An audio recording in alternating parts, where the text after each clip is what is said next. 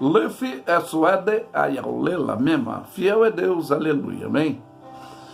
Nessa manhã eu quero trazer um tema que é arrogância ou reconhecimento, que são atitudes ou qualidades do ser humano que pode ser demonstrada mediante a condição, a posição, ao relacionamento de atitude do momento que talvez conviva ou passe, mas eu quero trazer o capítulo 23 de Lucas, a epígrafe, fala no versículo 33 em diante, a crucificação. Então o nosso tema é arrogância ou reconhecimento, que são atitudes ou qualidade deformativa, no caso a arrogância, mas a qualidade positiva, reconhecimento. Então diz aqui, e quando chegaram ao lugar chamado Caveira, ali crucificaram, e os malfeitores, um à direita, outro à esquerda. E disse Jesus, Pai, perdoa, porque não sabem o que fazem. E, repartindo as suas vestes, lançaram sorte. E o povo que estava olhando, e também os principais zombavam dele, dizendo aos outros, salvou? Salva-se a si mesmo, se é esse o Cristo, o escolhido de Deus. O escolhido de Deus. E também os soldados escarneciam dele. Chegaram-se a ele e apresentaram-lhe vinagre, e dizendo, se tu és o rei dos judeus, salva-te a ti mesmo. E também por cima dele estava um título escrito em letras gregas e romanas e hebraica, este é o rei dos judeus. E um dos malfeitores que estavam pendurado blasfemava dele, dizendo, se tu és o Cristo, salva a ti mesmo e a nós. E respondendo, porém, o outro repreendia, e dizendo, tu nem ainda temes a Deus, estando na mesma condenação, e nós, na verdade, com justiça, porque recebemos o que os nossos feitos mereciam, mas esse homem nenhum mal fez. E disse a Jesus, Senhor, lembra-te de mim quando entrares no teu reino. E disse Jesus, em verdade, te digo que hoje estarás comigo no paraíso. E era já quase a hora sexta, e houve trevas em toda a terra até a hora nona, escurecendo-se o sol, e rasgou-se ao meio o véu do templo. A impossibilidade que tinha, né?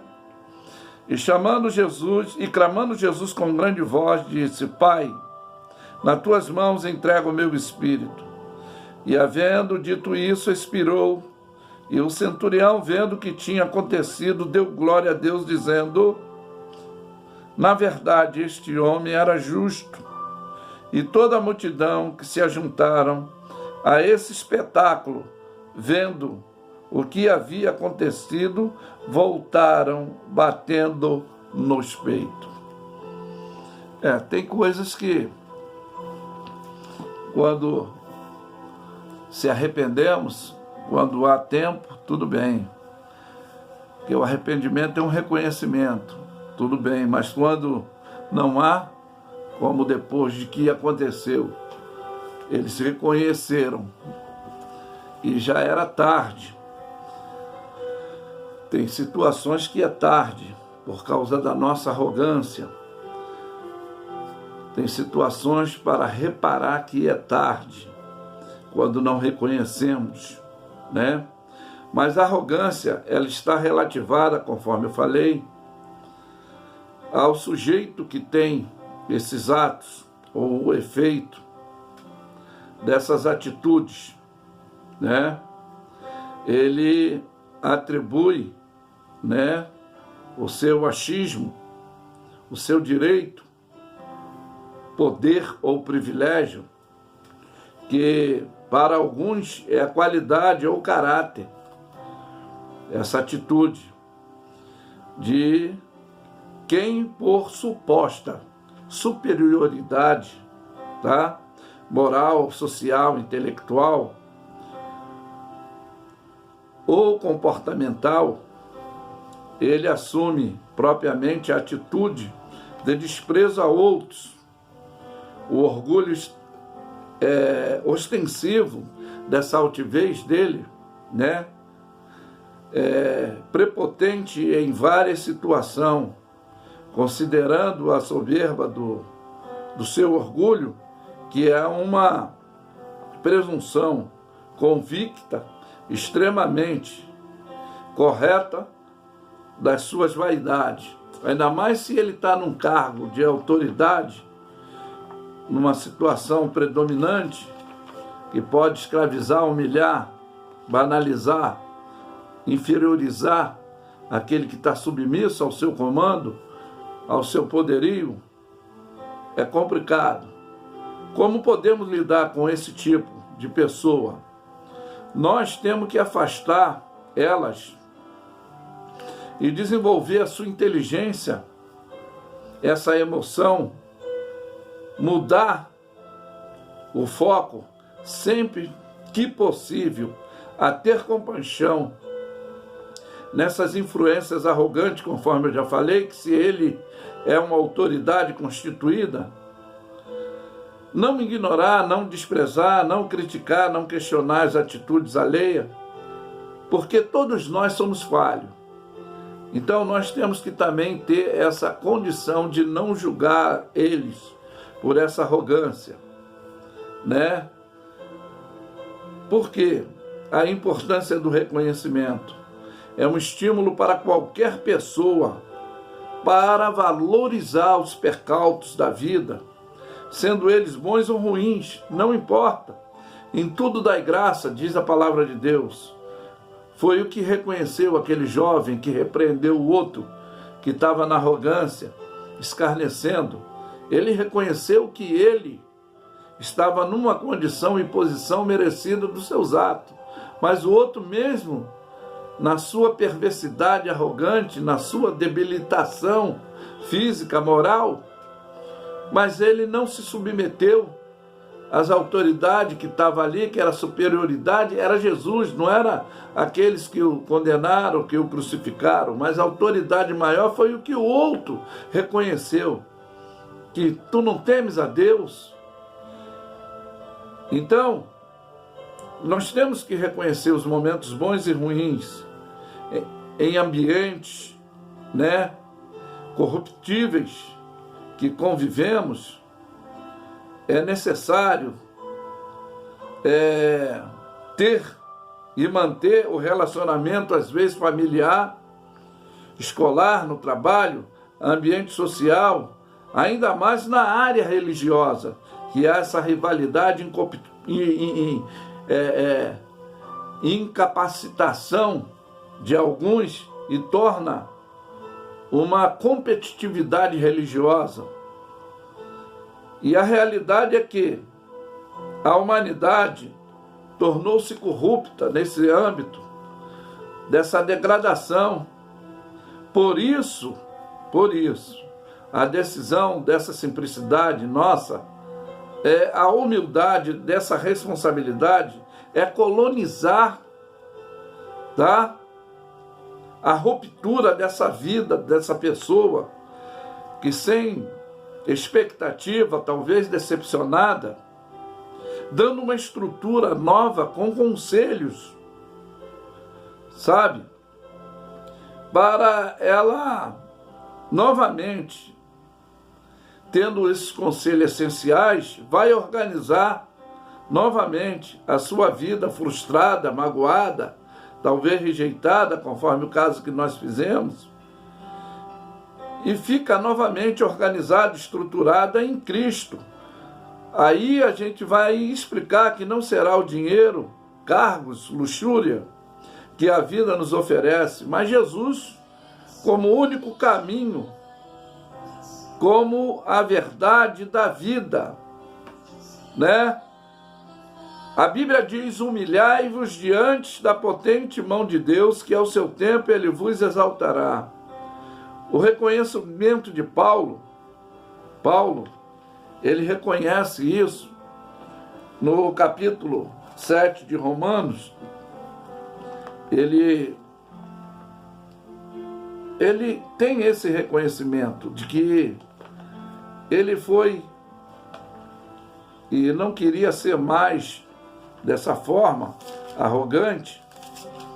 Ele diz assim, capítulo 7 de Romanos, ele expressamente, ele reconhece aqui do versículo 15, ele fala que: porque o que eu faço não aprovo, pois o que quero isso não faço, mas aborreço isso que faço. E se faço o que não consinto, com a lei que é boa, e de maneira que agora já não sou eu que faço isso, mas o pecado que habita em mim. Porque eu sei que em mim isso é, na minha carne não habita bem algum, e com efeito o querer que está em mim, mas não consigo realizar o bem, porque não faço o bem que quero, o mal que quero esse faço, o mal que não quero esse faço. Ou seja, atitude, condição, falar precipitadamente, tudo isso é uma situação que nós temos que vigiar, nos policiar. Ora, se eu faço o que não quero, já não faço eu, mas o pecado que habita em mim. Aqui tem um reconhecimento, né? Acho que essa lei em mim, quando quero fazer o bem, o mal está comigo. Ou seja, ele reconheceu, porque sendo homem inteligente, tem prazer na lei de Deus, olha só. Mas vejo que os meus membros, há outra lei que batalha contra a lei do meu entendimento, né? É uma falibilidade, é um predomínio dessa atitude que às vezes nós temos. Aí diz aqui: me prende debaixo da lei do pecado que está nos meus membros. Aí ele reconhece: miserável homem que sou, quem me livrará do corpo dessa morte? O livro de Gálatas aqui fala de uma arrogância. Logo depois que Paulo ele fala de, ele sabe que ele foi dado um espinho na carne para ele não se exaltar pela excelente revelação que foi dada, e ele também tem um reconhecimento, como era a atitude dele, ele também, que ele se exaltava muito quando era mais novo, no judaísmo, na sua crença do judaísmo, em perseguir os cristãos. Ele mesmo, ele fala dessa condição, que ele reconheceu essa conduta. Ele mesmo diz, tá? Aqui no capítulo 1 de Gálatas, versículo 11, mas faço-vos saber, irmão, que o evangelho que em mim foi anunciado, não segundo o homem, porque não recebi nem aprendi de homem algum, mas pela revelação de Jesus Cristo, porque ouviste já qual foi antigamente a minha conduta no judaísmo, como sobremaneira perseguia a igreja de Deus e assolava. E na minha nação excedia em judaísmo, e muitos da minha idade, sendo extremamente zeloso das tradições dos meus pais. Então, às vezes, tem arrogância daquilo que me ensinaram, eu vou conviver, eu vou viver, eu vou fazer, mas O estabilizador, às vezes, da nossa vida é Jesus, que nos bota numa condição de estabilização. Porque ele, quando também reconhece, ele fala, não a fim de me exaltar, conheço um homem que há 14 anos, se no corpo eu não sei, se fora do corpo eu não sei, foi arrebatado até o terceiro céu, viu coisas inefáveis, que aos homens não é lícito falar. E aí depois ele descreve, foi-me dado um espinho na carne, a fim de não me exaltar, porque roguei o Pai por 3 vezes, tendo enviado um mensageiro de Satanás, para induzir ele a tomar agora uma postura, se levantar contra a autoridade e a lei de Deus, que era não desobedecer.